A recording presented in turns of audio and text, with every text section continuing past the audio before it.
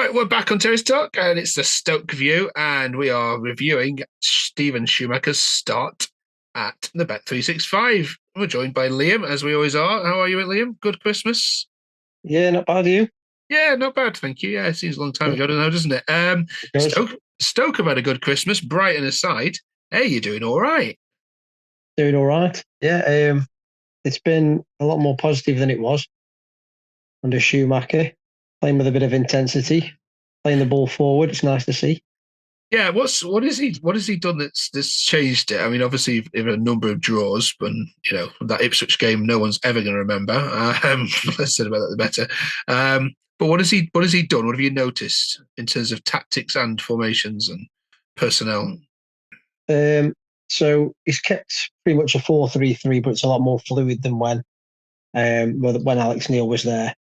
He likes his fullbacks to kind of underlap. You see him running through the centre of the pitch a lot. Against Birmingham a few times, we ended up with both fullbacks in the box while the winger was crushing the ball.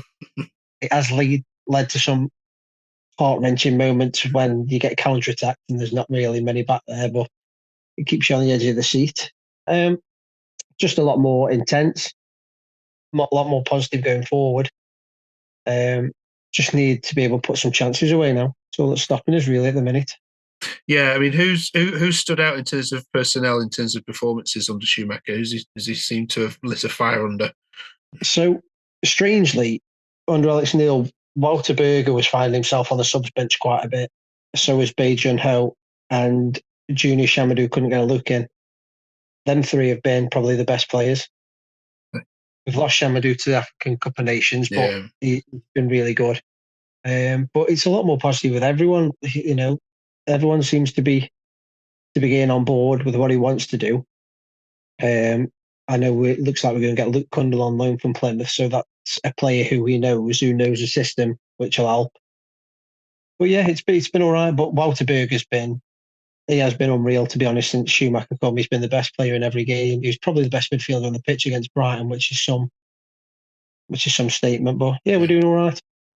I watched the game against Birmingham, and for as bad as Birmingham were, I thought Stoke were excellent, and it probably signed Rooney's exit that game. I think, given just how bad they are. What you've been to most away games though this year? Did you sense there was a lot more running in the team? Did you sense a lot more energy? Did they look more sharp or fit to you?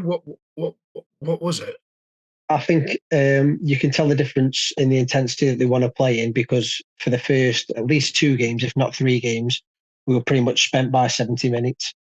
The amount of effort they put in, and I think one of Schumacher's first things he said is one of his non-negotiables is you run as hard back as you do forward, and I think we saw that. I remember against Birmingham, Shamadou, he got a booking for quite a bad tackle from behind, but he sprinted about 50 or 60 yards back to get the tackle in. So you don't mind that. Um, but yeah, it's just been far more positive going forward and a lot more effort put in. And of course, with managers like Mowbray being appointed today, are you sensing the terraces are talking about this being a more kind of forward-thinking manager, and actually this is potentially it was a bigger risk, but actually the football you're going to see is far more exciting. Yeah, I think so. He's definitely got, like I said before, Alex Neil seemed to have coached the quality out of the players that we got. We could tell they had quality, and it was just drab, sideways, passive football. Whereas it seems like now Schumacher's got a certain way of playing, assigned players to fit how he wants to play, and yeah, it's going to be good to see what he's like with some actual training time because he's crammed four games in the space of 10 days, and I think he said he had like two half training sessions all in all. So he gets a full week before the Rotherham game. So we'll see how he does. He's not going to be that bothered about going out the cup, is he?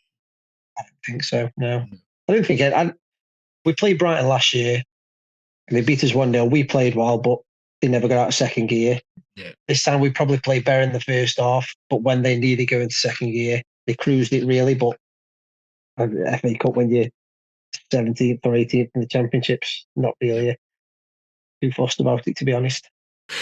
And penultimately, you are near the bottom end, but you've got a good balance between you and the relegation zone. Have you seen enough to give you no more concerns now about Stoke being dragged into any kind of fight?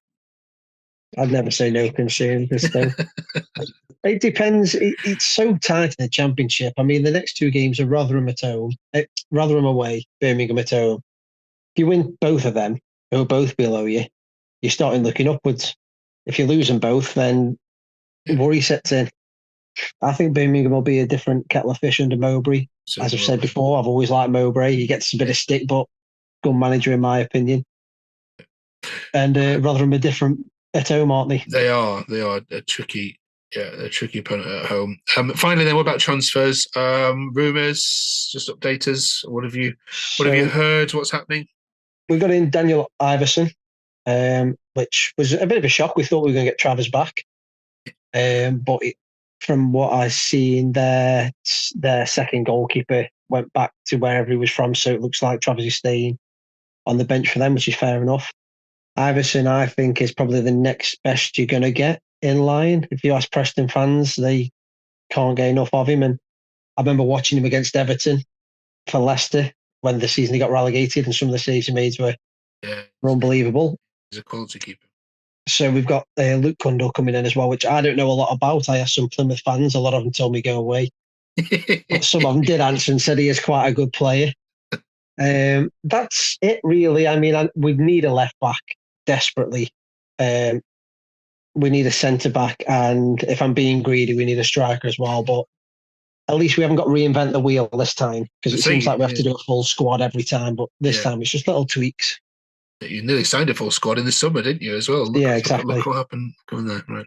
Yeah. Right. Cheers, Liam. Thanks for updating us. Glad you got a smile on your face, or a half smile on your face, anyway. Yeah, get in there. All right. Catch you next week after the Rotherham game. Cheers, mate. Yeah. Cheers, mate.